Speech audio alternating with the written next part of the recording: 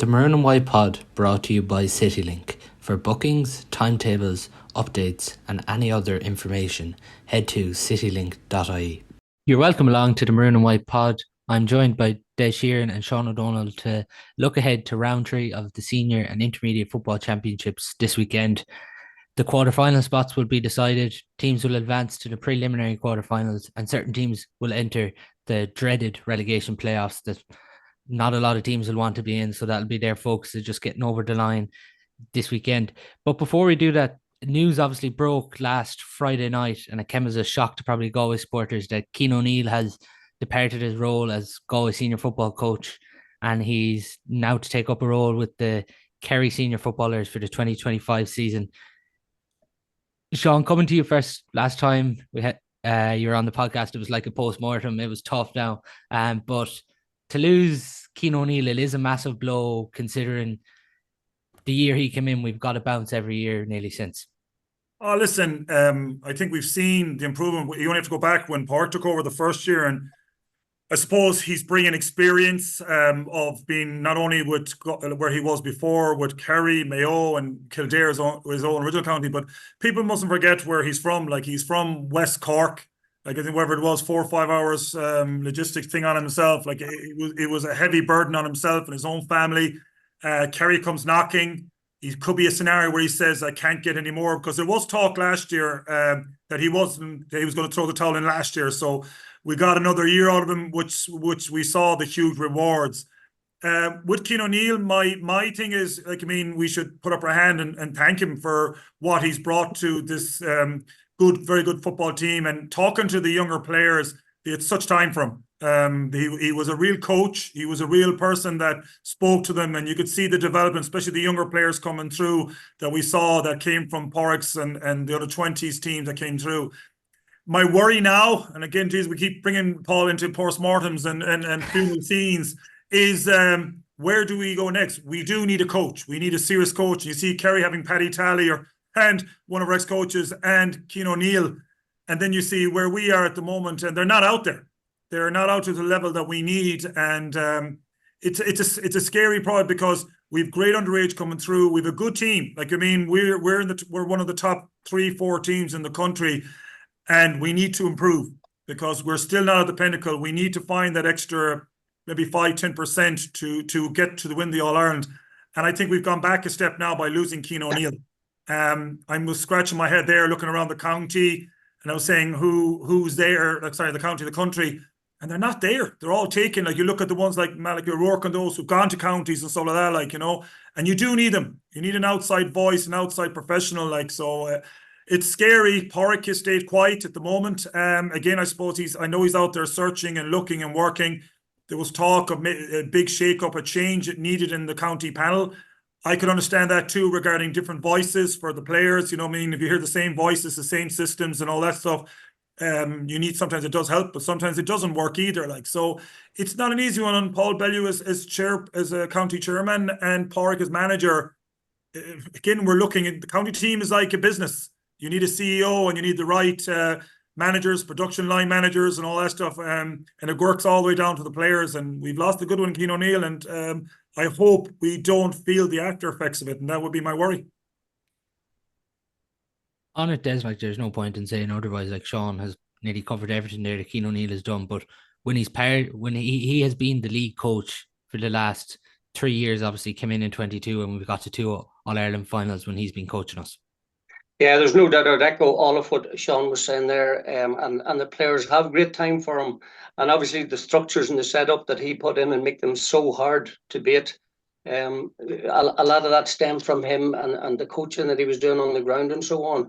But I think also, like we touched on there, I think we got another year out of him that we necessarily didn't think we were going to get, if you know what I mean. So this, I would say, probably deep down people thought this might have been coming. I mean, you know, you look at the like of Moycullen and the Vinna Ryan McHughes and so on and so forth, but you're hearing names mentioned that are out there looking for bits and bobs to get, like a Desi Dolan and a Jao and so on, that are names that you could see linked with ourselves going forward. who's to say, you know what I mean? Because I think they're in the market, certainly, you know what I mean? Desi having stepped down last year from his gig up there and so on and so forth. So it'll be an interesting watch, but there's no doubt Cian's shoes aren't easy filled. You know, he really has brought them on. And it seems now, having had the number one, you know, role in Kildare's and so on and so forth, he seems probably more comfortable literally between the white lines and doing a lot of the coaching and so on and so forth. So it'll be an interesting space to see what happens over the coming few days, weeks, whatever it'll be, you know. Just someone you mentioned there, like there's strong indications, and I don't know how true it is, but there is strong indications that Jason Sherlock could be a man to come in here. Is he the standout candidate at the minute that's available that Galway should go after? Personally, myself, I always worry about one thing about Cian O'Neill. He had a pedigree, and he had, I suppose, experience what he showed for all the teams he's were. The guys we're talking about with Desi, and they're talking Jason as well. Like, I mean, I know they've done the club scene, the whole idea, but I suppose it's chalk and cheese club and county. It's just chalk and cheese, because with a club, you have to deal with, it's like a toolbox. That's all you have. You know what I mean? Like that. And if you have the right group at the right time, that's it. County's a different animal, because it's just the work rate that goes into it. It's more than a full-time job. It's an 80, 100-hour time. You're dealing with everything that goes with it. These guys are dealing with stats, players, everything, injuries, medical. But the thing to me is, Desi, I like Desi. Desi would know Galway. He'd know he was in university. I played against him. And again, I see him as another Porrick, another mold of Porrick in that scenario, like regarding an unbelievable player. And this is not knocking, I thought what I liked about Cian O'Neill, he was his own person. He had his own decision making, so that. And I worry about the two we're talking about. Are we getting another? Yes, that we need people that were actually willing to stand up and say, no, that's not the system I want. This is what we want to do. This is what we're doing in the scenario. Desi did well with Westmeath. He's in Leinster. It was hard. Again, he's new to this. I never want to knock anybody because it's something like that. But I think we're just too big a county. And that's being honest with you. I think we should be, like, as I say, we shouldn't be getting someone that's, yeah, you know what, he could be good or someone like that. I think we need to be, if we're talking about winning All Irelands, we need to be getting people. Like, to me, Malachy O'Rourke was someone I was hoping for that time when he went to Tyrone, being in a scenario where that's a renowned winner, knows the system, he's been around everything, he's got some serious pedigree. Now, again, the logistics are a problem, but when I heard he went in back to, when he's gone to Tyrone, I was saying maybe we missed out there. And I thought maybe the connection with Porrick and Monaghan and the whole idea might bring him down. But I thought he would have been a great guy, you know, the kind of way, but he's with a big county too, Tyrone, you know what I mean? Money's not an answer there, but the guy, they're not out there falling over, good coaches. Jason himself, he's been on the road a time, but again, I don't know what counties he's been with now. Like, I always look at the scenario. It's just been Dublin and then obviously Westmeath over the last few years with Desi. Yeah, you see, that's it. But even with Dublin, like I know a lot of the infrastructure that Dublin had with Jim. I had a good few friends there, like, and it was just, as you saw yourself, that was a machine. That was a machine, and he was a cog in the machine. And it's changed and what went on. And again, you saw it was just the players were there in the system. Now, he has that experience, what was there, but I think it's been, 5 years since Jason was with the Six.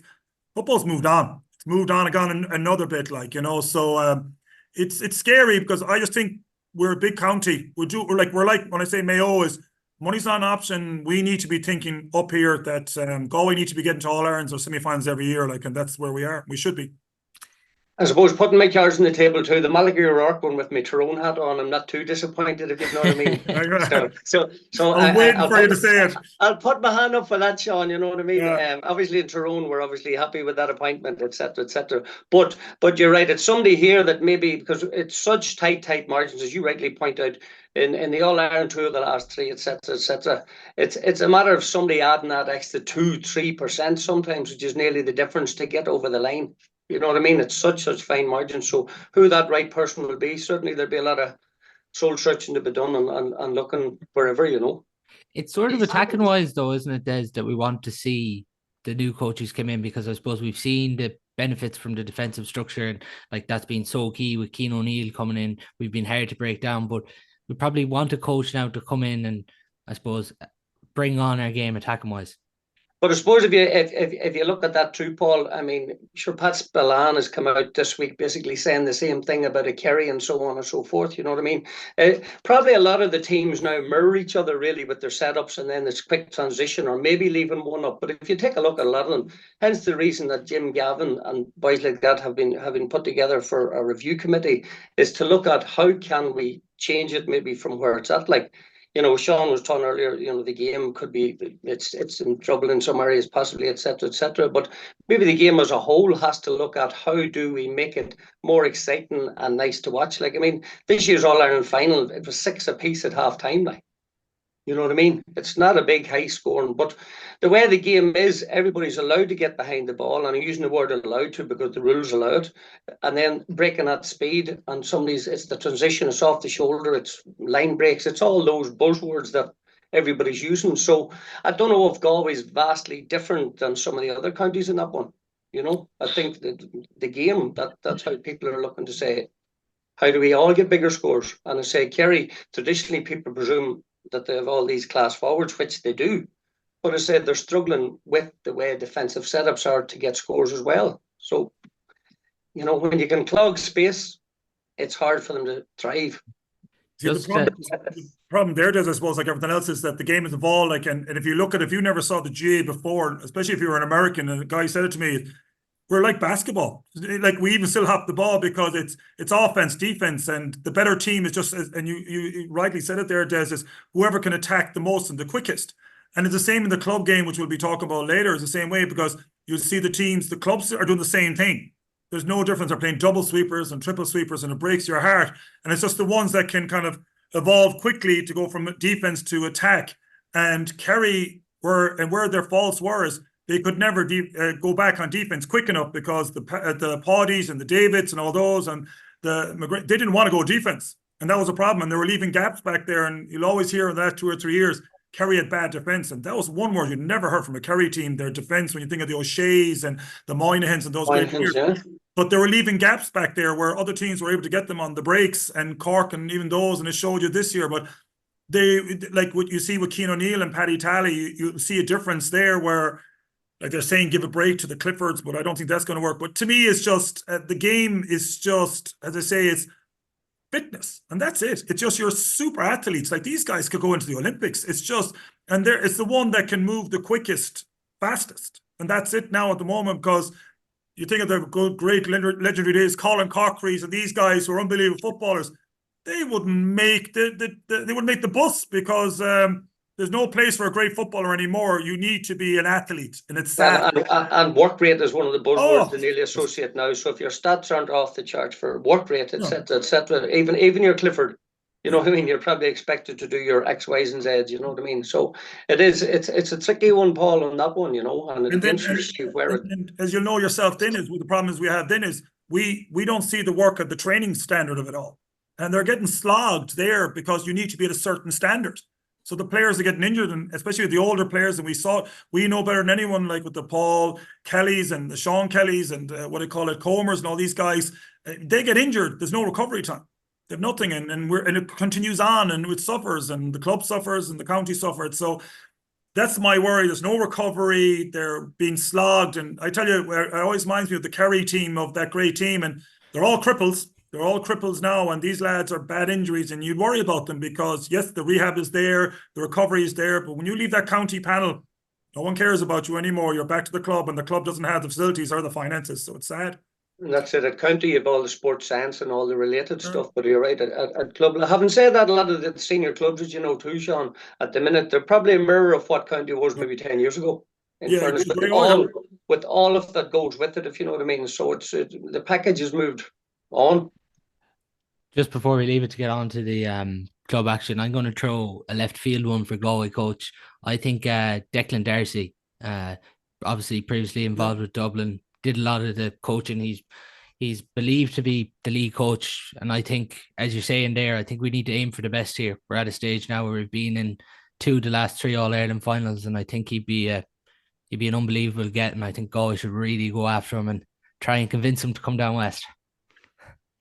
Who gets that has to get his kit bag out. Bring him up a nice bottle of something. I don't know what.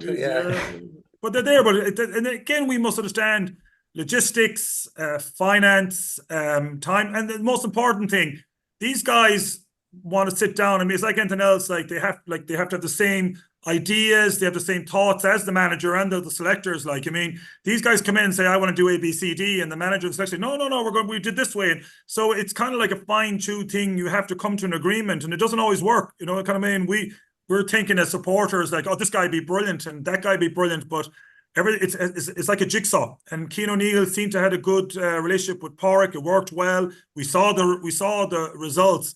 And we could think that the best coach in the country could come in and just mightn't click. So that's the thing.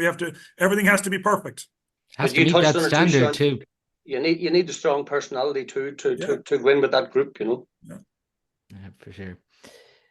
So we're going to get in now to the club action. We're going to touch first on obviously Group 1. It's more or less done and dusted, really. Salthill are into the quarterfinal. Mountbellew and Leamore, they play off for second and third. So if Mountbellew get a draw or win, they will finish in second place, and they will play then a third place team in the preliminary quarterfinals. Both teams are already through to the preliminary quarterfinals, and Kilconly are already into the relegation playoffs. So we're going to just touch briefly first on Salthill and Kilconly. We won't spend too long on it because obviously there's not too much at stake for either side. Just really Salthill looking to keep the unbeaten record going, and Kilconly looking to get a positive result. Des, you're obviously previously involved with Salthill. Finian's stepped in this year to the manager role. Mm.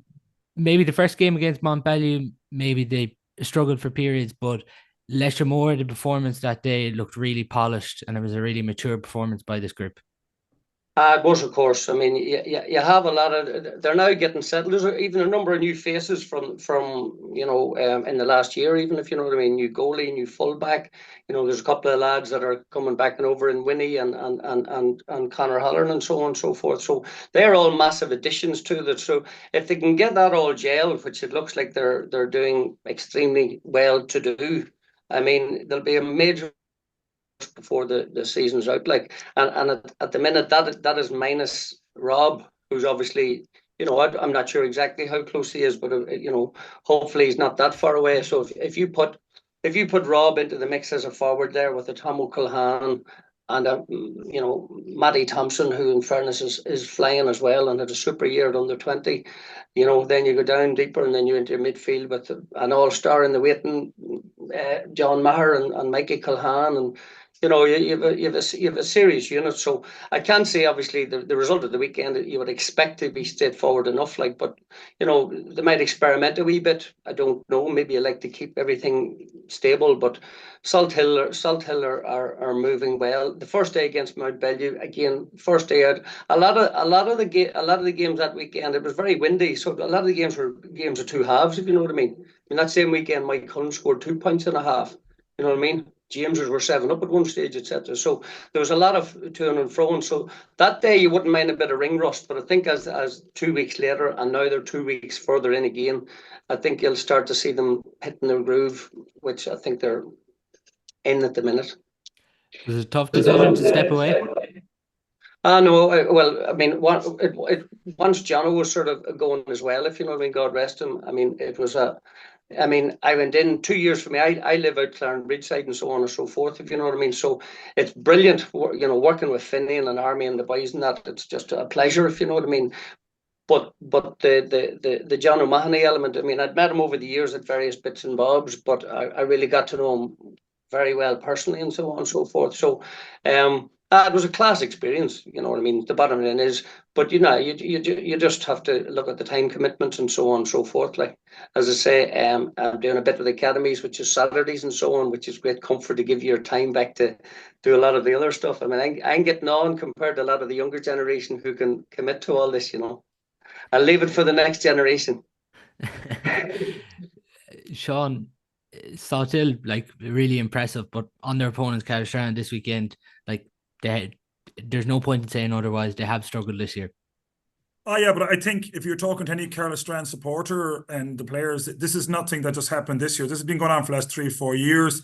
They've done unbelievably well to actually stay where they are. up to now, because I've seen them in the league this year and in our own club, and geez, we're junior. They've struggled against us, and Leamore really kind of, as I say, give them a good scene to and scenario, quick game. I find the teams that run at them, they struggle big time because they seem a bit static in that scenario. And again, it's a numbers game. It's a panel game, and it doesn't make a difference how dedicated, how well you are. If you don't have a good strong panel of 2024, you will struggle. And then with people, lads moving on like that, like they've good lads in Keane Malloy and Shane Mohan and these guys, but they've been there for a while and they've been trying. So it's a tough one. And I'm looking at them here, and to me, even before the first ball was kicked in this championship, I had them down as a relegation real possibility. And maybe sometimes it may be not a bad thing because it's a rebuild. And when you're up there and players and you lose heart because you're getting beaten all the time and you're struggling and training's hard and stuff like that. So sometimes it's like a reset button that you can kind of take a step back.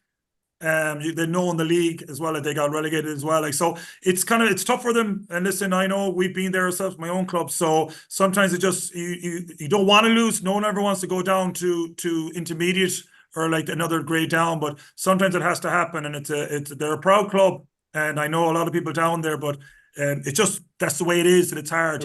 Going a team there now, Leamore, just kind of going there like they played. I was actually impressed by Leamore against Salthill. I thought Salthill were at their best against Leamore, but Leamore ran at them, and I know John Maher had a great game, and Casey O'Callaghan was marking that day and kind of with him for pound, and they're a good team, Leamore, a good attacking team. You know what I mean? Funny, we're talking about, we'll go to their game. I can see Leamore beating Mountbellew. That's personally because I think they have a good setup. They're missing 2 players there the last day. They're very fearless, young team. They will run, they will shoot. They don't care about defending. It's all about sexy football, all out attack, and you would have seen it the last day. So, like, I mean, they don't fear the double sweepers and the trips, which Salthill did, and you would know this Des better than anyone. And they went at you, and that's the thing about it. So. But I don't disagree with some elements of that, Seán, but I'd say by the time the boys get into the stats meetings and so on with the 2 boys and Salthill look at some of their turnovers and et cetera, they mightn't be happy. So I think both of them certainly have room for improvement. But yes, they were impressive at stages, there's no doubt about that. And some of their distance shooting, some of their distance scores were excellent, Just before we move on to that Leamore Montbellew game, because obviously it's the one that has more stake. Something we do every week on the podcast is we predict the game and we predict the margin of what team's going to win by much. Jesus, there's it's only great. one I can do. Where's the bookie sponsor come up here now? Who's it great for, Paul? Remind me there. Who's it great for? Who is sponsoring? So just on Salthill and Castrán, I think Salthill will have too much here, and I think they're going to win out by 8 points. Des, how would you see it? I think if Salthill go sort of, we'll call it fully loaded and so on and so forth, I think they could easily have that to spare, if you know what I mean, if they really go after it. Yeah. So I think they could cover that all right. I think they could. I mean, there's a bit of hunger there now. I'm not sure Evan Murphy what stage he's at and so on. I'm not sure what stage Rob's at, etc. So and you could see 1 or 2 other lads getting a run. So premised on that, but I still think Salthill will have a good bit too much for them, and I wouldn't disagree with your 8 points. Yeah, Paul, I agree with you. Again, we don't know if Salthill put the team out, they played against Leamore, I could see +10. Again, if I was in Finian's thing, you're talking injuries here in the next round and what's ahead of you. You'll want to give lads a chance as well, probably a few of that under 20 panel and stuff like these young lads coming in. Again, it all depends. Like, do you take the foot off the brake, kind of a little bit if you're 6-7 points up going in the last 10 minutes? If they were in full hog, it could be +10. But I think they'll pull back a bit. So I go with you I'd go +6. Yeah. Well, obviously they're going to have a 4-week break now. They don't play a game for 4 weeks after this. So that's probably to be taken into consideration. Seán, you were talking there obviously about Leamore, and they do have a big chance and they'll feel it's an opportunity. Obviously, Mountbellew are obviously down bodies this year, but they've recovered well in games too. The only thing is about Leamore and the football and the fearless they play. The one thing Mountbellew the one thing they're very good at is they're hard to break down. They've held Salthill to 9 points, and they're going to get numbers behind the ball this weekend. Yeah, and I suppose Lettimore's weaknesses would be their defence. It's strange because we saw that in the Comortis and all that stuff. They have good players. They're young. They're just for the last 2 years, their philosophy is just all out attack. They just go for it, go for the jugger. They do like the inside break, coming across an inline, pass it over. My thing with Mountbellew, in the likes of Barry McHugh's, I think he scored 1-8 up to now and stuff like that, and you've got the 2 dailies and stuff like that. I just find that they're not putting up their scores correct themselves. I think if Lettimore, and that's how they do it, they remind me of a team, they like to get an early lead. And if they don't get it, they're goosed. They're a bit like that, and it's the same as Salthill. But I find there's always one big game in them. They had the perfect game at the start, which was against Carla Strand, like Oshie McDonagh, the free takers, midfield Casey. Now they're missing Barrett midfield there. He was on the county team there. He's a big loss for them now. Because he was flying it too. So regarding that, it's just that Casey seems to have found himself, and Kelly was missing the last day and they had a wedding. Now, this is not one excuse against Salthill because they were never going to win it anyway. But I just think they're a team that they love the bigger challenge. Now, there are noisy neighbours here, so Jesus, they'll find me weird that I'm praising them up, like, you know. But I just find there's always a game, and I think this is a game they would have had in their kind of side saying, this is a team that we could actually take a scalp up, because looking at it, you'd say, oh, Mountbellew surely with what the experience is. But I think their graph for Mountbellew is going down a bit in the scenario. They're not where they were 2 years ago. They had troubles regarding getting a manager last year, and Val had to come back because I know he didn't want to come back and what was going on. So I think they're a team on that scenario. And on that alone, I could just see Lettimore winning it. And that's the reason I'm saying that I still think they will actually win this game. Well, if you basically just an extension of that, if you take the Mountbellew-Carla Strand game, I mean, Mountbellew weren't overly impressive really against Carla Strand, who we were talking about are a struggling team, if you know what I mean. And I mean, Barry's doing all the damage really, if you know what I mean. Owen Finnerty's, I think I don't know if he's coming back, I'm not sure, but he's definitely gone. He's still away, yeah. He's still away, you know what I mean. Yeah. So, Mm-hmm. you know, Barry's having a lot of the heavy lifting to do sort of there, etc., etc. So yeah, that could be a curveball. But it wouldn't be, it'll be interesting. I think Mountbellew might have just enough for it there. How much are you going there, Des, for Mountbellew to win? 2. And you obviously tipped, Seán, Lettimore. How much do you see them? Lettimore +3. More +3. I'm going to sit on the fence there and go for a good draw. No, it's not No, Paul, no, not an option. You're the expert. No splinters, no. Yeah, no. The draw is always a good one when you're not sure. Well, we might have a draw or two later to come in. He must have relations. He must have relations in Mountbellew there, so that's the reason he's not there. There's no shock to see he's back at Lettimore. I know that anyway. If we're to look at Group 2, it's fairly straightforward. Moycullen played James's. The winner goes through to the quarterfinal. Moycullen sit on 4 points. James's sit on 3. So we'll look ahead at this one first. Des, it's a funny one with James's. Like, they've produced a really good first half in the first game, a really good first half in the second game, and then the second half is where it went against them in both of their opening games. Well, I think, like I was saying, the James's Monavea game, I think they were 7-up, I think, at one stage, etc. But that's the day I was talking about. There was a big hurricane blowing. I mean, that was in Tuam, I think. It was at that game, etc., etc. So, James's are playing well in patches, if you know what I mean. Paul Connery obviously is just, playing some of the scores. He's getting us off the charts, etc., etc.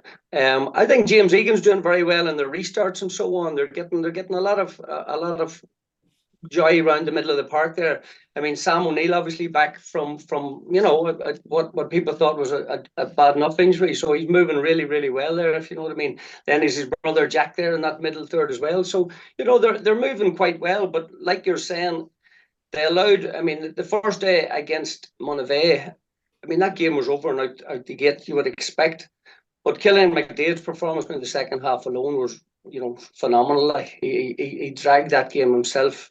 And got the draw out of that, if you know what I mean. So, and then the James's against Dunmore.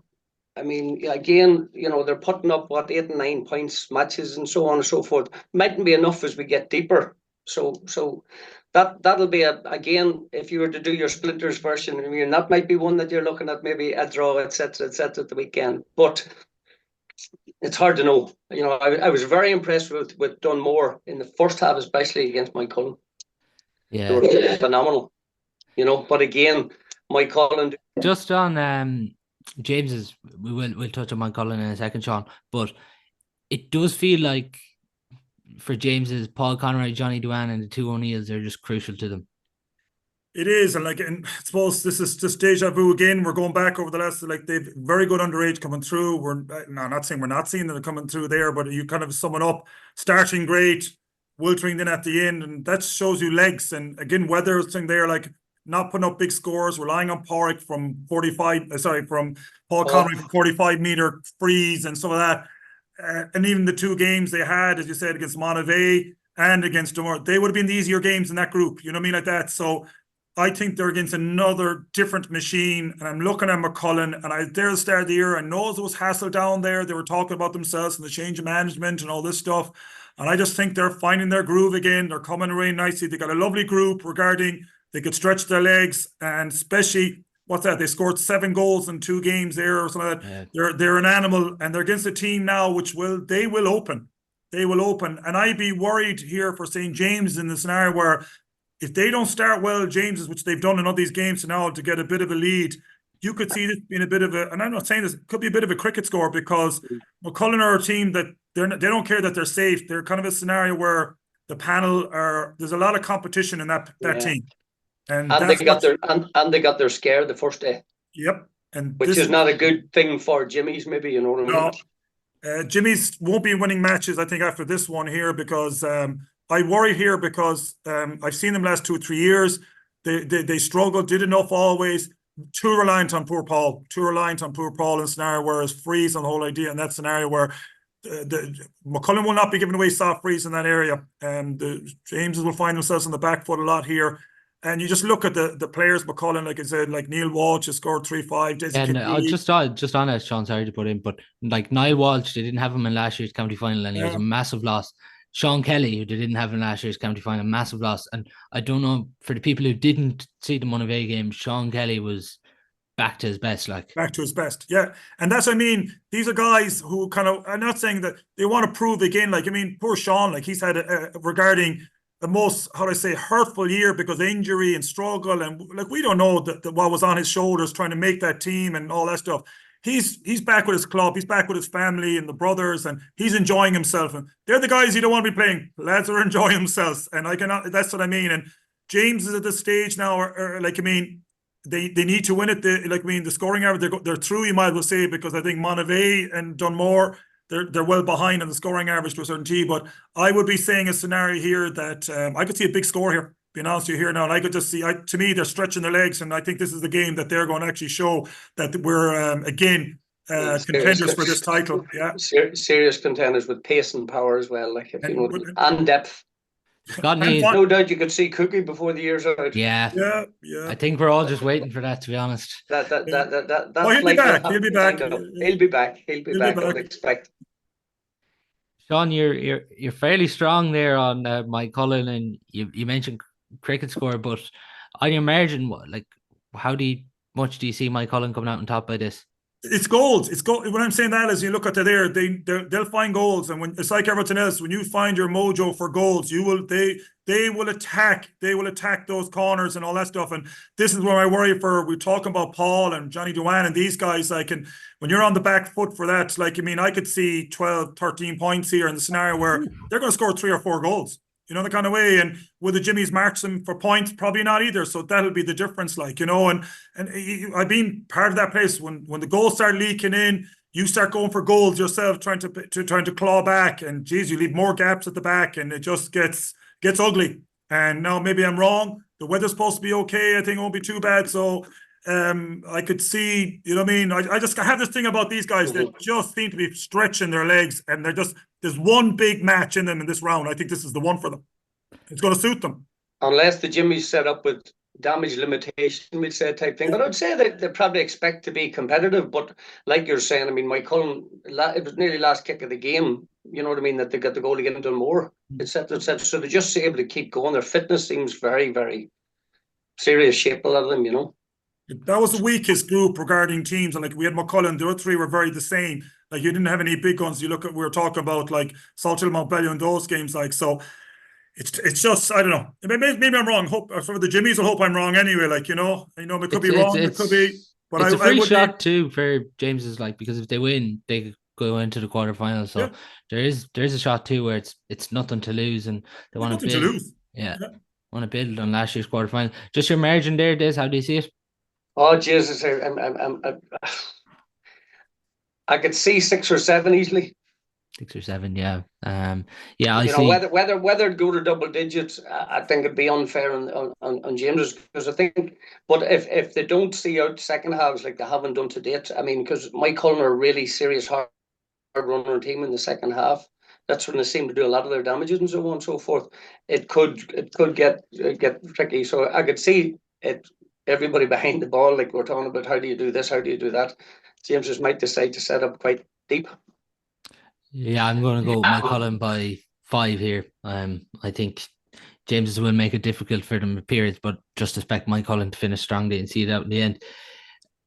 On Saturday at 5:30, in Tuam Stadium, Dunmore take on Monavea. That's at the same time as Moycullen and James's, which is in Pearse Stadium on Saturday at 5:30 as well. But Dunmore, McHale's and Monavea Abbey, it's quite simple here. The winner goes through, and if ends in a draw, Monavea will go through ahead of Dunmore.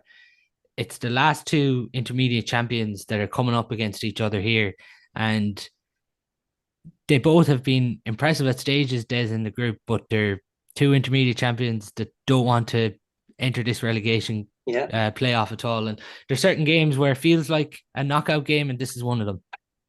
This is one of them. It'll be a slugfest, I think. I suppose if you take Dunmore, I think it'd be right in saying they lost both games by a point, like. Yeah. You know what I mean? So you could argue the opportunities have been there, like. That's what I mean. So you could argue they're unlucky to be in the position they're in, maybe, if you know what I mean. And I think if they emulate what they've done in a couple of previous games, I think they'll be hard to beat. You know what I mean? Because Killian McDade, as I mentioned earlier, Killian McDade against James's took it out of the fire on his own, if you know what I mean. And that's the only point, obviously, they have that draw. So. I would give a slight fancy there for Dunmore.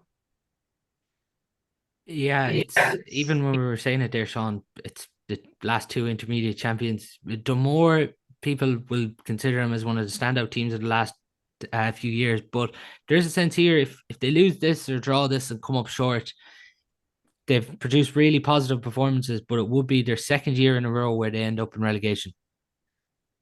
I wouldn't be worried. If I was a Dunmore supporter, I wouldn't worry. They're just too. I think they're a great team. Like, I mean, in all fairness, like, I mean, you got the 2 Costellos, Porrick and Cullum, great underage coming through. There's a serious, strong vein of good footballers coming through. We look at the scores there, like they put up 12 against McCullen, 1-5, like with the small. Again, another team. I just think Monavea is set up for them. They will go for that game. There's nothing to fear. And again, if they do go into relegation, they won't get relegated, not a chance. There's weaker teams down there. And it does happen when you go up. You do get the big spring load, you go up the first years on that. Like, and they're just, what you're hearing from Dunmore is they have a rich vein coming through, and they just want to stay there so they get that chance, that those young lads coming through to get them in their 20, 21, 22. Like the Conor Gleeson for the odd free here and there. I just think they're just too good. Like, in all fairness, Monavea, and you've said it there, Des, they're just reliant on poor Killeen, like, they do. And what an animal, what a slogger, what a soldier. Like, you mean, he has dragged them for years in doing that and going up, and we call it, and you got Glenn Kelly there as well, a good footballer as well. But I just think, I could see Dunmore, personally myself, I just think they have too much pace, and I just think they have too much, maybe better footballers. And they've done well against the other teams. We're talking about the Jameses and the McCullen. I just think they can win this, and they'll win it probably by 4 or 5, actually, yeah. Me personally, yeah. And how do you see it, Des? I know, as I mentioned, I fancy Dunmore to get over the line. I do think it'll be a bit of a slogfest, as we say, because there's so much on the line. But yeah, I see Dunmore squeaking it by 2 or 3 points, maybe. I don't think it's going to be high scoring. Neither of the 2 of them have been shooting the lights out just yet, like, so we'll see. But they could nearly cancel each other out, with maybe Dunmore just to come out on top. I'm going to disagree with you both there. I think Monavea Abbey are going to edge it by a point. I just think they're the team for the battle, and I think Bunty will have them fired up for this, no doubt.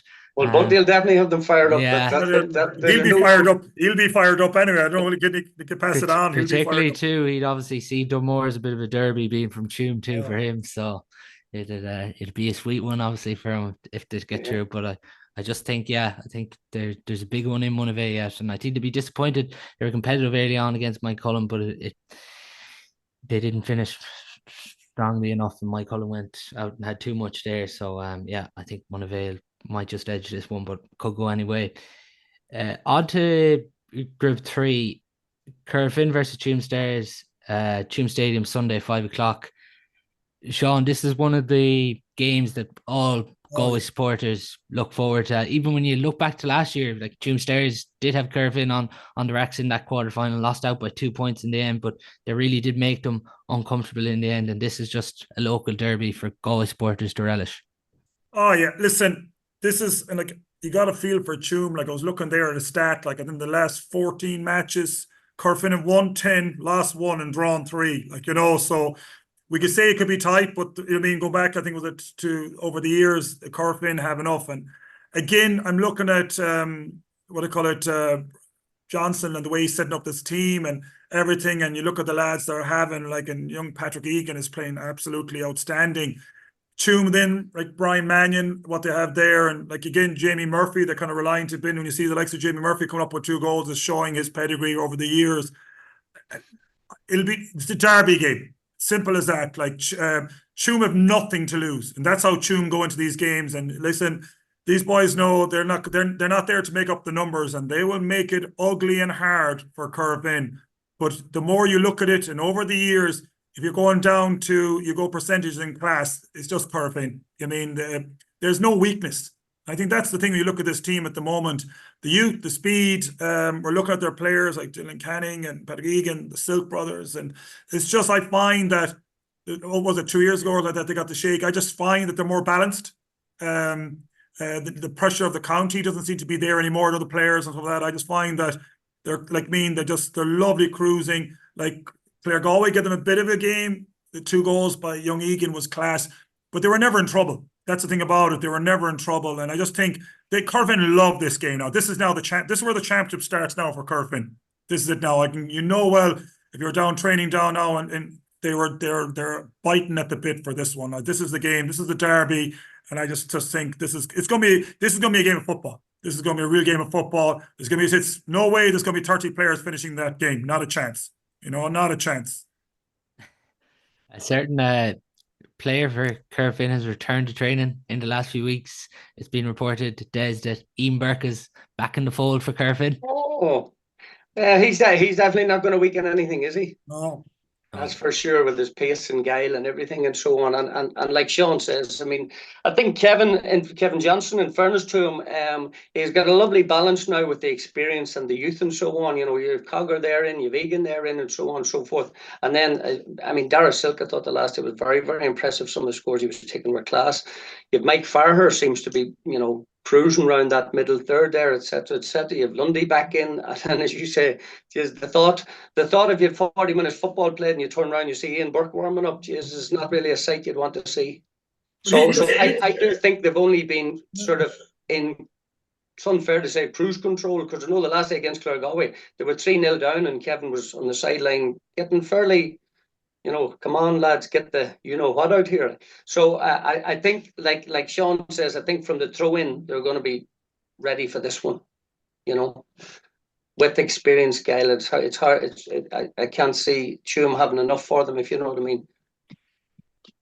Particularly last year, when you look back in that Connacht final where they were defeated to Bridget's, they didn't have Jason Leonard, obviously, because he was away travelling. They didn't have Dylan Canny because he was injured, and they didn't have Ian Burke, who's now back in the fold. Like, that is just 3 forwards that you didn't have last year, and you still won a county title. And to put them 3 back in, like, it just really strengthens things now. But it does. But even you were talking about Ian Burke, he'll struggle to make that 24 because he no way, like, he's there, but he'll have to prove himself like everything else. Like, he'll have to get up to that standard where the boys are. Like, he's missed a lot of training, and he's on the week or 2 off even to be up to the club standard. Like, and I don't think Johnson's going to just put him in there because he's Ian Burke. And I think because he's based on whoever's playing well in training or who's playing well on the pitch, and he's got some serious power. Like, it's strange saying it about Corofin, but it's something that we didn't say over the last decade. Serious firepower. Seriously, usually they're renowned for their midfield and the defense and one or two. They have serious fire. Like, there's no weakness, and they can score from anywhere and get goals. So, and I just think this is made for Corofin and Tuam. This is the game. Last game, it was on the diary. You know, Kevin Johnson was saying, "This is it, lads. This is where the championship really starts. This is the one. So if you want to be on that team for the quarterfinals, you show me how good you are, and this is the game." A prime example of that is when Ronan Steed's playing for your intermediate team. There you go. Yeah. I was looking at that panel. Mother of God, how many yeah. It's like they're looking at saying it shouldn't be allowed. Like, you know, shouldn't be allowed. Maybe Ian will have to cut his teeth somewhere else. Yeah, just shows that. But that's why you could see it happening. You know, yeah. You know what I mean? Jesus. Yeah, I know there's the savage work done, but I mean, they have a production line that they're working on this years and years and years. I mean, everybody knows the constants, you know what I mean, the Morrises, etc., etc. So, you know. And Kevin knows now the lie of the land. He knows the systems. He knows the players. He knows the village and the parish. Like, he's in there now, so he's nothing to learn anymore. He knows his weaknesses, and which is very, very little. If anybody knows what that is, but he knows the best thing. He knows the strengths, and he knows his players. So yeah, it's going to be. It's now the championship starts. Yeah. As there is something too, though. I know we're all probably nearly predicting Corofin as favourites for this, but it doesn't really matter when Tuam take on Corofin. Even maybe if Tuam haven't been that impressive, like, they will raise their game for this tie. But sometimes we can get bogged down in history and so on and so forth. Sometimes you have to maybe, and tradition and all that sort of stuff, but sometimes you have to look at maybe where you are at this moment in time and so on and so forth. I just think Corofin, because they haven't really fired yet, if they fire, I can only see one convincing outcome. You know what I mean? Tradition will not win any games necessarily, like, you know what I mean? It can, and it's sort of us and medias and all that there will hype it up maybe more than it is, but you still have to put the ball over under that bar, like. Yeah, I agree with you. Like, they remind me of the great Dublin team there of the last couple of years, where you can huff and puff, and just at the end when you think, and that's what's happened to Tuam the last couple of years in league finals, they come close a point and they'll let go of something stupid like a free or a goal at the end. And that's why this Corofin team, they just won't die. And that's it, where I think they just love a challenge like this. This is what they want. They want this. And then, as you just said there, just when you think you're getting the upper hand on a certain player, you look behind and see what's coming on. It usually has 2 All-Ireland medals, or, you know what I mean, like that. So it's just scary. It's just scary, just what's there, like, you know. And it's savage pressure on Brian Mannion up front for Tuam, because a lot of the scores, frees, etc., come through Brian. So if he doesn't shoot the lights out, you know, it'll still be a big challenge. Yeah, McWalter's too, another good player for Tuam. Cormac McWalter, Brian Mannion, Jamie Murphy, even Luke Davin this year. In the last game, I think he shot 2 or 3 from play in the corner too, so he's showing well. And like, they'll have to be on their game, play the best game ever this time. Against Corofin, I mean, if you take a look at Corofin against Clare Galway, and Barry Goldrick was immense. You know, I mean, in the previous week, once Corofin did a job on him, you know, it was hard for him really to get into that game then, if you know what I mean. You know, so they just seem to get their matchups really, really well. Yeah.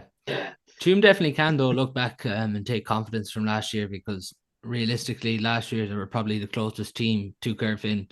I know people might talk about the Miltown comeback, but Corofin were so far ahead and they still never trailed in that game. And even Moycullen, they got out in front early in the second half. Like, Tuam really made Corofin work for that game, so that I think they'll try and take confidence. I can see you building up for another big curveball here, Paul. Are you? Yes, I can feel it. Is this up, Seán? And he comes closer to the mic and he starts shaking a bit, you know. There's a bit of a hustle going on here. It's like waiting for it. Well, you've been doing the board and the bookies here. If you're not, you're tying me up for one now. Here. But you've both obviously predicted Corofin there. Des, your margin there for Corofin? Oh no, I think Tuam will make it very, very hard for them. I do. And I say, if Corofin come in the right frame of mind, 4 to 5 points, and if they really clicked, it could be big. But I'm going for four points there. And Seán? Right. Listen, even what I call it, Corofin at their best, and it's just Tuam, and they will die with their socks on, and that's what I'm saying. I'll say +2, like, and Tuam will be there. They could be winning at certain stages, but just I know when it comes down to the final 10, 15 minutes, there's not any time that just they have a bit too much in their locker to hold it on. So I'll go +2, Corofin. And I'm going to go for a draw game here. Wilmer, yeah. But hold on a second, but it goes extra time and penalty, so who's going to win it? There's no draw. It can be a draw. It can't go to extra time. It's a group game, yeah. Just go try and get it out and see what it say. No, don't catch me out. He's taking the bookies odds here. Yeah, well, a draw still like gets Corofin top spot. And as you mentioned, there'll be nothing in this. The other game then, same time, 5:00 in Pearse Stadium, Uachtar, Clare Galway. If Uachtar lose this, they are out of championship and into relegation, but they have to beat Clare Galway by 4 points to get through here. If it does come down to scoring difference here, and if Corofin were to win and then Uachtar turned over Clare Galway, you'd have Clare Galway, Uachtar, and Tuam all on 2 points. But then if Clare Galway win, it doesn't matter. It'll be Clare Galway, Tuam, and Corofin going through. Yeah, the goal difference. Yeah. Yeah. But if we're to look at this game, Clare Galway obviously was a big result. I suppose just to eliminate Anton here, they just have to go out and win this one. But like Uachtar, they're going to be fighting here because they know the talent that's in this squad, and they haven't really reached the knockout stages over the last few years either. Well, and you're right, they have a lot of quality. Like, when you have a team with Tierney's and Monaghan's and, Niall Lees and so on and so forth, you have a lot of players that have been around a long time and they have a scoring threat, etc., etc. I just have been quite impressed with Clare Galway this year in seeing some of what they've done and so on and so forth, you know what I mean, and holding off a very resilient Tuam the first day to get out the door with the points, etc., etc. So, and we touched on it there against Corofin. Clare Galway were competitive for a lot of that game. The scoreline, I think there was like 2-9 to 9, or what was it, something like that? 2-9. It was 2 goals in the difference basically, and that glossed over. So Clare Galway were very in that game for a lot of it. So I've been quite impressed with Clare Galway. As I say, the first day at Barry Godric I thought was immense.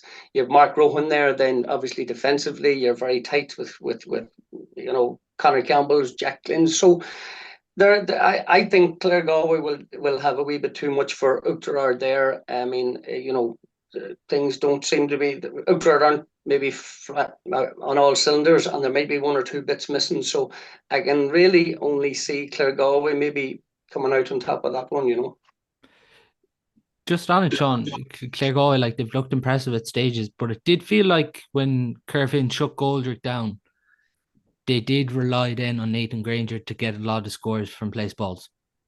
Yeah, it's just, I suppose, I always see Clare Galway as a sleeping giant for the last years, because we knew, like, a bit like the old Corofin going back nearly 20 years, where they were winning minors and under-16s and all this stuff, and all these players are coming to fruition. And I find they haven't kicked on. I suppose we expected them more to be kind of up there now at this stage, challenging at semi-finals and getting to finals. I'm not saying this in a bad way, but they're not a big team. Is that a kind of word I could use? I mean, like that kind of, and like, that's not saying that. It's because it's still a very young team. A very young team, but they've been a while and they've had big names in there. And again, finances isn't a problem. They've a big panel that come through there. But with saying that, they showed their teeth against Corofin. Now, they were never going to win it. The 2 goals from Young Egan was, I think, outstanding, and that was the difference. But you know what I mean, like this, we look at that group, like we put Clare Galway, Tuam, and Corofin in a group like that. Like, I mean, like we look at the other groups. But the Ward, I suppose, was a bit disappointing because they had a great league. They won Division 2. They won it actually very convincingly, and I know they're in Salthill. They lost the final to Salthill. Oh, that's right. Sorry, lost the final when the count. Yeah. But they did well. They bet them in the league, and I just thought they were very, very good. Now, talking to a guy from Tuam there, they just set back against Tuam, let them have the kickouts and all that stuff. And that kind of worries me when you can see the 2 Tierneys, 2 fine big men that can, you know what I mean, that would compete with any midfielders. And I kind of find that you're kind of showing your hand a bit early when you sit back defensively. You know, the kind of scenario where I find teams, and they have some good players, like Des has called it, the Monahans and the Lees and Tierneys like that. And it's a pity because they show good attacking flair in the league, and then all of a sudden the championship comes. But then again, when you're playing Corofin and you're playing, as I say, Tuam, you're kind of saying, do we go damage kind of control here? So I think there's a bit of that. Now, they have to win this game. So do they go out and do the same tactics, or do they go all out attack? I think they'll probably go the same, sit back. They're not going to change the thing. So I worry for them in that scenario where I think if the likes of Clare Galway get a bit of a run at these guys, they can hurt them as well, because they do have forwards that can shoot and score. As we said, like the likes of what they call our Conor Flaherty and these guys, and the County Bars, Jack Lynn, these guys, they can score and they will go forward and they will attack. So again, another game, I worry about them because they were kind of set back and defend, and to them was all about staying senior, not to get in a relegation. Now, this is their chance here, but their scoring average is so bad. So I worry for that. So to me personally, they have to score, was it 15 points or more to kind of get past that? So it's not going to happen either. Or no, it's 5. They have to score more than 5, isn't it? You're saying yeah, 6. win by 4, yeah. But I can't see that going all out attack. So I don't know where the scores are going to come from. So I'd be worried for them. So I can see Clare Galway, who know they need to do this because of the thing. So I can see them winning by 4 or 5. There has to be a kick, Des, though, you imagine, in out there. Like, it's season on the line here. Yeah, but I presume the management in Clare Galway will be sitting down expecting for that kick, planning for that kick. You still then you just have to go and manage the team regardless of who's in front of you and get the matchups right and so on and so forth. Like, you know what I mean? So, we've mentioned a couple of key threats that they have. Ryan Kane Monaghan, 2 serious bits of stuff. Lee, over the years, has been able to get plenty of scores. You have 2 big, strong men around the middle third and so on and so forth. But still, when all's said and done, you have to go out and beat Clare Galway, who'll be set up quite well to beat you. And as I say, they have been impressive with their previous 2 games. You know what I mean? Against probably more formidable opposition. Yeah. Yeah, I know. And I think a lot of these teams at the moment, and I know they look at it too, but they're kind of looking at a scenario where it was a tough group. This is probably the game we're looking at, probably to a certainty where we could probably do well here against Clare Galway. They wouldn't fear them. But I think when they've seen them in the other games, and also they're probably looking at, all right, then it's about the next games after this as well. It's an awful thing to say, we're not going to win the championship, but we don't want to get relegated. And that's a lot of these teams. There's about 5 or 6 teams there, and they're saying is not to get any injuries, make sure we keep the lads, and we'll have them for the next game, which is the relegation. So that's kind of a bit of that too here, I'd say. Difference too is you go into a relegation semi and then you go into a final. Previous years you'd have your round robin series and you get enough chances at it, I suppose. But that's where these managers have to be cute regarding, they're looking at the bigger picture. Do I sacrifice all or injuries or something like that, where these guys will be needed in another couple of weeks for a bigger game? Yeah, which is survival. And as you might know much of this, but survival is a bitch. Yes, I say, seen it all before. Me too, both sides. Jeez, I'd rather be the other side any day. Clare Galway, obviously Conor Campbell went off injured in that game against Corofin. Éanna Monaghan missed the game as well. So they're kind of 2 big injury concerns. I suppose we'll see whether they'll play at the weekend or not. Seán, you've obviously went with Clare Galway there in your margin. Des, I presume you're going with Clare Galway there too. How much do you see them winning by? 3 points. But yeah, I'm going to go 1 less too. I think it'll be 2. I think there will be a fight out there, but just respect Clare Galway to see it out. So on to Group 4 then. Both games taking place at 3:15. Annaghdown and Killannin in Pearse Stadium at 3:15, and Miltown and Barna 3:15 in Tuam Stadium. To look at Annaghdown and Killannin first, it's been a really positive start for Annaghdown in their first 2 games, Seán. They've lost a lot of players, but they've really started to kind of nearly blood a new team with the likes of Damien Comer then and Frankie Burke and these players who've been there. But for Annaghdown against Killannin this weekend, a draw or a win, and they're straight into the quarterfinal. Yeah, I suppose when you look at Group 4, I suppose that was if you looked at most even group regarding all of them could have said, geez, we could top that group. I suppose Barna at the moment, or with a big duck egg there, and I expected more of them there. But with Annaghdown, again, Damien, I think he scored 2-5 to date in the last 2 games, and he's showing his old form. You can see maybe there's a bit of bite in him after the All-Ireland regarding a bit, as I said, a bit like Sean Kelly after, it's great to go back to your club. Just to find yourself again, without the big pressure, and you're playing with your friends and enjoying it. And again, Frankie Burke, what is that man eating or drinking? Mother God, put it in a bottle. I could take some of it, he's just unbelievable. Like, what a warrior. There should be a statue of that man down in Annaghdown. Really, they should be. Then they have another player, Dara Hegarty. He's showing the scores as well, there for them. But Killannin, Killannin's a strange team. I've seen them a bit there. Kevin's involved with them, so don't you know well that cuteness and that scenario, like Johnny Heaney, again, youthful, again, is scoring the points for them. And then Kevin's lad, Dara, is playing very well. Dara Watch is playing well around the middle too. They're probably, the Sweeneys there, the probably thing which are missing from Killannin is that maybe forward power. That scoring with that threat where the likes of Annaghdown had that.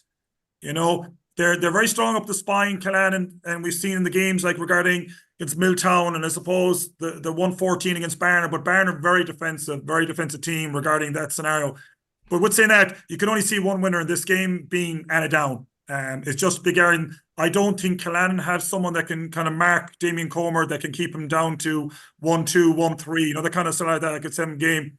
And again, the Frankie Burks and stuff like that. So Killannin are a good team. It's all about staying out of relegation, which they have achieved. You might as well say to a certain team, near enough to it anyway. So they'll be happy enough. Kevin knows it's a young team coming through. A lot of these lads are the under-19 team that won the county final.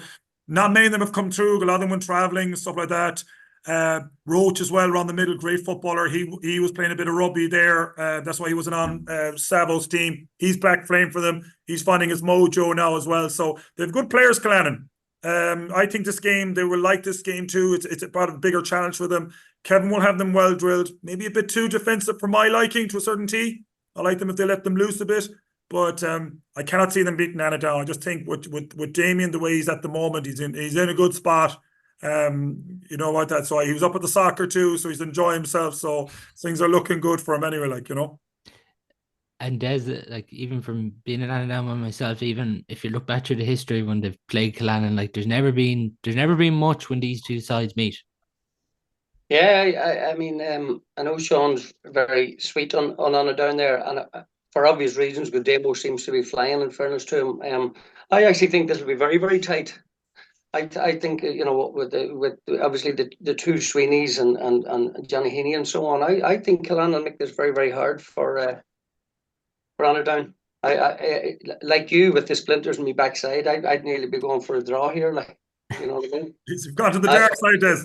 No, well, it's as a man said, there has to be a bit of wriggle room now and again, Seán. Yourself, you don't want to be lambasted all the time. At least if you call it draw, you're only bringing very few on you at that stage. But no, I do think the as I say, the two Sweeneys are fit and so on. Johnny Heaney, then the other lads at high ends in the pitch. When you see what Comer's doing, it's close to unmarkable, as we know, even at county level when it clicks, etc., etc. So, that's going to have to be minded. But I think both teams have enough threats that this will be a tight one. As I say, I'm not picking a winner there. I can't pick a winner there. Yeah, it's even not just though, like Damien obviously is getting a lot of headlines and he's playing outstanding and stuff, but there's other you've players. Comments, you have a lot of and Hadara Hager. No, you have a serious running threat and team and so on. No, absolutely. Yeah, Jeremy Kilcommons is playing really good stuff at centre back. Yeah. He definitely could be someone maybe that might see more game time next year for Galway, hopefully. So you have the casting vote here, Paul. Yeah, I have the casting vote, but I'm obviously not. I'm not going against my own club here, so I'm going to go Annaghdown by 2. I'll go, not because it's you, Paul, but I just find that again, in all fairness to the boys' clan, they will give it everything themselves, and I just think with Annaghdown knowing that they need to win because the Miltown's breathing down the thing, they'll know they have to go for the win, so they'll go for the draw goal. It won't be much again, as Des there. I'd say probably +2, +3, yeah. Just the other game, then the final game in senior at the same time, Miltown Barna. Barna obviously have to, if they're to get a win here and want to go through, they have to really rely on other results and nearly hope for a draw between Killannin and Annaghdown, and then to catch Miltown on the head-to-head. But as long as Miltown avoid defeat, they're through, and if they win this, they're looking likely for second place. You talked there, Seán. It's been frustrating for Bernard. Like they look good against Annaghdown, they're in the lead, but last 10 minutes Annaghdown went on, pushed on. Then against Killannin, they're well beaten in the end, and they're coming up against a team where you just automatically know they're going to get nothing easy. And Miltown will see this as an opportunity to get things back on track. Oh yeah, like Barna, I suppose. Again, it's kind of it's a big population out there of players, but there's a bit of a kind of the hurling is kind of interrupting them now. This weather, the split, and it's not helping the kind of scenario there. Like Tom Kern, Oisin Gormley, they've good players there. Like I mean, they're pushing hard. But with Miltown, then with like is it Owen Mannion? Like he's playing outstanding. He's put a big score. And then Mike Martin as well, like another bugger. How's he keep going? Like he's putting up scores. He knows what the posts are, and that's what you need. And they know themselves, like if Annaghdown slip up against Killannin, they can top this group. So they see this as a one where they need to score, put up a big score. Barna, very defensive themselves. You know what I mean? The problem is they're not putting up big scores. Like they're letting themselves to a certain tee. But they're letting in the scores. And that's the problem. Like, you know what I mean? They're trying to be defensive. And if you're still letting in big scores, look on there, where's it? They're letting in 112 against Annaghdown. They're letting in 114 Killannin. So when you're trying to be defensive and you're leaking that much, there's something seriously wrong. Either that you don't believe in it or there's something going on there. So that would be my worry, because they'll want to go out there and, as I say, tidy up at the back and go on the attack, but they just haven't found that kind of nice kind of sweet spot yet. And based on that and the firepower that they do have, Miltown, I'd worry from that scenario there. Like, so I could see Miltown probably +3, +4. Yeah, it's a thing, and Des for Miltown, they obviously missed Mark Hare. He was suspended for that second game. Like it's huge to get him back into the attack for them this weekend. Well, when you see you have left footers and right footers, they're able to score up the top end of the pitch and so on. I mean, is Blakey still playing? He must be Blakey. Cathal Blake must be nearly the same age as Seán there, is he? I think I'm younger. I think I'm younger than him. but I mean, sure, he's so yeah, Miltown, and you mentioned there earlier Owen Mannion, who really has been flying this past while, like shooting the lights out. He was always an elusive little corner forward and set very hard to mind, like, and he's not afraid to pull the trigger, like, you know what I mean. So I know Cosy quite well, and he's gone back in there after his Longford gig and so on and so forth. You know what I mean. So it's been a tough old spin for them and so on and so forth. I think there's a few missing as well, which isn't going to make it any easier. But yeah, it's hard to see anything other than Miltown with a few points to spare. And what's a few points?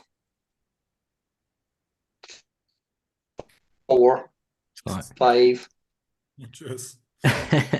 Yeah, no, I think Miltown too. I think they'll just. You want to keep going?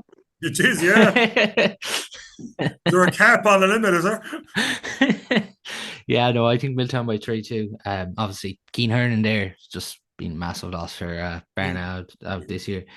If we just look then, lads, at the intermediate briefly, we'll just go for predictions in Group 1. Kilconly and Brendan's Saturday 3:15 in Tuam. There's a lot at stake in Group 1. The only, I suppose, confirmed thing is Clifton are straight through to the quarterfinal already after 2 games, which has probably been a surprise for some people, but they've really been one of the standout teams. Kilconly, Brendan's here, like if either of these sides are to lose, they could easily end up in relegation. Des, how do you see Kilconly and Brendan's going? Kilconly sort of have been a team that are knocking the door for a long time. They have a lot of seasoned campaigners. I mean, Paul Mannion's back going really, really well there. And then you have Niall Daly, a bit of, he's obviously had a big year with them into the county setup and so on. And, I've seen him there lately. He's in great nick and so on. So I think Kilconly will have too much for them there, being honest, and they're going well and putting up decent scores, So I think Kilconly to get out of there. Now, unlike the senior, I'm not going to be giving you big score differences and all here now. so don't go asking just yet. Yeah, it is. It probably is a game where you expect them, Seán, to get things back on track. Obviously, they've been in the last 2 county finals, so they won't be panicking yet. Exactly. With Mannion shooting and Ernest Sweeney, they have a good team there as well, But you'd expect it, in all fairness, you'd have to say Kilconly's going to win that one, I'd even go with +4, +5, And how much do you see Kilconly winning by, Des? I think they'll be comfortable enough. I'd be going 3 or 4 too. Yeah, I'd be going 3 to 4. Yeah. Yeah, I agree with you both there. Expect Kilconly to come through this one by 6. I just think they want to finish this group and get into the knockouts. They can obviously only reach the prelim, but they'll be looking to finish in the second place in this group. Illanorn and Clifton in Rossmuck then Saturday 3:15. It's a strange one in one sense, Seán. Clifton are already through. They'll just look to keep the unbeaten run going. Illanorn have been to the semi-final last year, lost out to Kilconly. And if they are to lose this one, they could end up not getting out of the group at all and going into relegation. Yeah, I've seen both teams this year now. Illanorn, I suppose, for a team that's been there when Stephen Joyce was manager, the new manager, a guy called Patrick Mark of Flaherty from Leamore. And I kind of felt sorry for him in the scenario where, because he kind of came into a team that was probably, again, the graph was going downwards. No youth coming through like that. The guy there, like, and we spoke about it earlier, like there, but the guy called Owen Pole, he is the same age as me, and he's still soaring on. Sean Mulcairns as well there, and it's just I don't know where they're going to get the scores. But to me, Clifton is the shock for me regarding. I did not see that coming. Last year enough, they just stayed up to a certain team, but Gerard Gibbons is putting up and Killian Gannon and like, I mean, they're a team on a mission. It's strange what they're on, like, and I wouldn't like to play them at the moment. They found their groove. I don't think they're going to take the foot off this. They're going to love playing in Rossmuck. They're going to want to put, as you said, no, they're going to want to finish this group off on a high. And I just think they're in a good place, and I could see them winning this game by 6. They're really in a good place at the moment. They have forwards that can score, and they're not scared to shoot. So again, I didn't think Oran would be this kind of thing. Saw them in the league. They got relegated themselves. They didn't have a good league, and it's just like everything else. Winning's a habit, and losing's a habit, and Clifton are on a winning habit. Mm-hmm. It's the thing too, Des. They were beaten last year, Clifton, by Brendan's in the preliminary quarterfinal. They're already in the quarterfinals. Like, they've went one better than last year already. Yeah, and I mean, I wasn't at it myself, but I was on. Somebody was at the Clifton Kilconly game, and so on. I was the last one, and so on. 17 points is a serious return against Kilconly, and so on and so forth. You know what I mean? Which is very impressive. So, like that, if they can recreate some of that, I think they'll have too much for Aaron again. 4 or 5 points. I wouldn't have seen, unlike Seán, maybe out that side, who would have seen some more of these games. I haven't seen that many of them, but like that bits of reports you'd be hearing, Clifton sound like they're really in a groove, like, you know what I mean?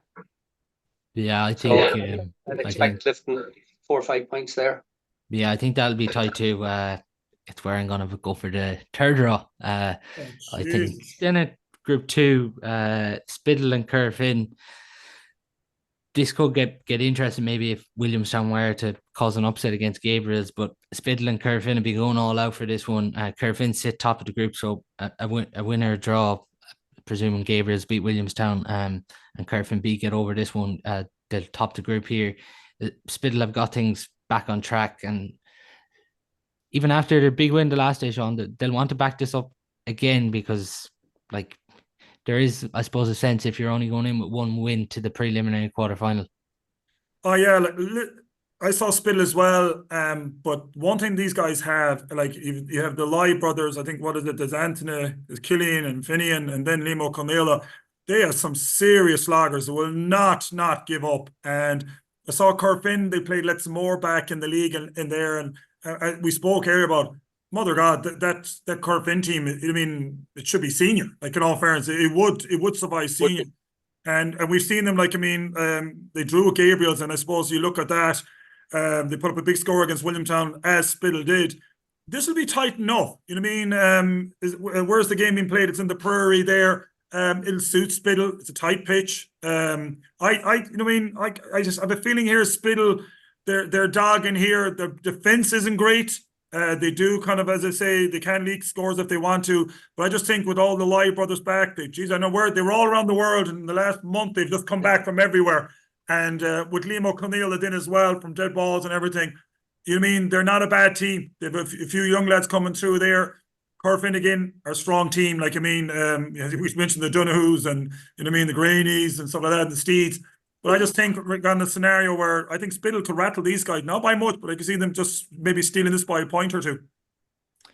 Yeah, it is the thing here, Des. Like, Spiddle will really look to kind of push things on now, because like this intermediate championship, it's open, but the next few weeks, like if you're not going through to the quarterfinal, it's a decisive few weeks ahead for the clubs involved. Well, I suppose if you even just mention the names that Seán's after talking about there, I mean, they're all serious footballers, like, you know what I mean, and all have adorned the maroon jersey nearly, or a good few of them have, etc., etc. Not to say that some of the Corofin contingent have too. So I haven't seen Spittle this year, but I'd thought this is going to be quite close. I'm going to do one of your tricks here, because I think that Corofin intermediate team are very, very mean defensively. You know what I mean? I think they just seem to be difficult to score against. So I think from that point of view, I'm having difficulty picking a winner. For me, no, I don't even. I just think Corofin are going to be tough to break down, even though they have these boys all back and so on. So again, I'm doing the splinters job here. Here with Corofin B, like there isn't many other players who were part of a Galway under-20 panel playing for their club second team when you consider Keane Murphy, Shane Canavan. I know Shane Canavan picked up an injury too the last game, but Keane Murphy's been central for those. But I'm going to agree with you, Seán. I just think Spittle just edged this one by 2 points. Just expect them to get over the line. The other game in that group, Gabriel's in hope for results to go in their favour and top the group and go into quarters. Williamstown are really struggling this year, big time. Like they look like one of the favourites at the minute that could make the drop. Des, I presume, like us all here, you're just expecting, like, Gabriel's have shown the better form than Williamstown, and you just have to expect them to have too much this weekend. Again, I would have. I was lucky enough this year. I mentioned earlier doing a bit with the academies, and there's a boy there, Paul Hevican, from down Williamstown side and so on. Great bit of stuff, and I say we're lucky to have in the academies and so on and so forth. But he was, you know, I think it's tough enough going out there, you know. Even getting numbers, getting all that stuff, getting nods on the pitch. You have Gary Kelly there, which again has been a stalwart over the years, etc., etc. But you know they're not able to put up necessarily big enough scores to certainly impact on that game. So I thought it's obvious nearly that Gabriel should have a bit to spare there. I wouldn't really know how much, because Williamstown haven't been scoring a lot, but I'd have thought there could be a few points in that one, like.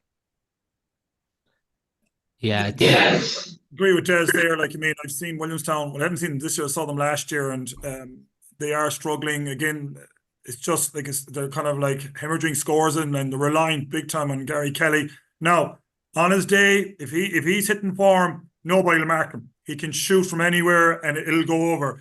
But I know, like, I mean, Gables will know this. They will maybe even double mark him another kind of way. They know it themselves. But you'd worry for Williamstown, because if it goes wrong, it goes really, really wrong. And that's it, like, you know, and they are relying a bit too much on Gary, and it's not today or yesterday. Yeah. It's gone back for the years. So you kind of feel sorry for him. But when he's on his form and he's against you, you curse him, because he's an outstanding footballer. But again, Gabriel, I could see Gabriel's wins by +4 at least.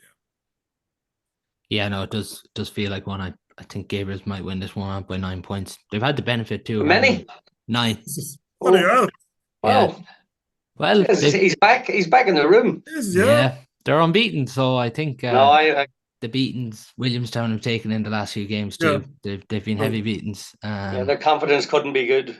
Yeah, and they know they're going into relegation too. So it's a difficult. It's not a pleasant place to be in. I'd say, you know what I mean. So yeah. We'll just look then at Group 3 and 4. We'll touch briefly on this one, because Ormore Mary and Menlaw. Ormore Mary are into the quarters and Menlaw are into relegation, so not much at stake. It's just both of the clubs really looking for results to build into their next games. But with Ormore Mary, Seán, they have been one of the standout teams in intermediate this year. Oh, they are, but I suppose we kind of look at themselves. I always thought themselves in Clare Galway the same. Like, I mean, they shouldn't be down intermediate. That's been, you know what I mean, really game for a club the size and what the work they've done underage. They should have been, and not only they should be up there for the last 2 or 3 years. So one of the top favourites to go up this year, but they always seem to kind of lose that good player kind of summary when they hit that peak form, 21, 22, going over the years. Like, but Mark Ralston's playing outstanding for them at the moment. Like, and O'Donnell's playing outstanding for them at the moment. Like, you know, they've good players coming through. They've good infrastructure, good facilities there. Milloch, who came up from junior last year, are struggling big time. Like, you know, so again, I keep saying this is an Armagh team that should be in senior 3 or 4 years ago, and not only will never struggle senior, they could be up there if they get everything right, a bit of luck. So regarding what I'm seeing here, as you're saying, Armagh are already guaranteed. Miltown nearly, as I say, guaranteed to go down as well. Yeah. They could win this by +10. That kind of way, if they hit their form, which they can, I can see them +10, And again, we talked about Williamstown. Miltown in the same boat. They're just trying to prepare not to get relegated in the thing, and that's what they're looking at in the moment. You have two both different polars apart. Yeah, you just expect Armagh to keep this unbeaten run going days, wouldn't you? And Armagh, I think, will have, again, certainly will have too much. He touched on the Mark Ronaldsons, you have the Johnny Kelleher's, and they've an awful lot of, they've a serious underage structure there in place. And I mean, obviously, Seán, your old buddy Seán Ogan, so on, would be there involved with the club and putting a lot of miles in this past few years, etc., etc. So, yeah, Armagh are majorly up and coming. You've Jerry Fahey there for now anyway, who's obviously decided to jump in with Offaly, I think it is, isn't it, next year? The under-20s in Offaly. So yeah, Armagh will have definitely plenty to spare there. I mean, their last day out was a serious win against Michaels, which was, put up a massive score, etc. So I think it'll hold them in good stead, and Menla could be in the receiving end of a bit of a thanking. And what's the margin there? 7. 7, yeah. I'd agree with you there. I think Armagh will come through this. I'm going to go 9 again with that one. And just Michaels and Glenamaddy, then both of them have been. It's safe to say it's been mixed campaigns so far for them. Michaels got over the line against Miltown then 11-6. Glenamaddy took a bit of a beating the last day against Armagh. So Seán, both of them will want to get a positive result now before the preliminary quarterfinals. Yeah, Michaels outscored Armagh. I think they got 19-2, 16. Just more, but it was only a goal. Michaels, again, team that shouldn't, they got relegated last year, and I think that was a serious blow to them. Shouldn't have got relegated. Just like everything else, maybe they took the eye off the ball to a certain tee. Great underage coming through. This, to me, they're going to beat Glenamaddy. Simple as that. Michaels would be pinpointed to for promotion this year, big time. You know what I mean? I suppose the game against Armagh was the game, I suppose. This is again, that was the game they would have probably seen show how good we are. And they did go put up 19 points against a good Armagh team. So they know they're thereabouts. They would have seen that as kind of a morale maybe loss, but it was still it was a win for them as well.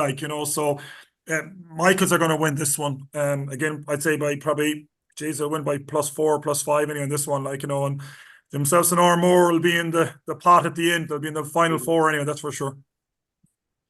Yeah, what have you made of Michael so far, Des? There's obviously been. I'd echo a lot of what Seán said there. I mean, they've serious. I mean, over 30 points scored and so on. So in 2 games, which is a savage return, etc., etc. So I can't see Glenamaddy keeping anything near to them and so on. So they've been impressive. They probably aren't an intermediate team. They are a senior team, etc., etc. And it augurs well for them how things are working out at the minute. I would have thought they'll be at the back end, business end of this. I think it's playing well for them as well. So they've to me, they've firepower. They've good balance. I've seen them. They're super fit.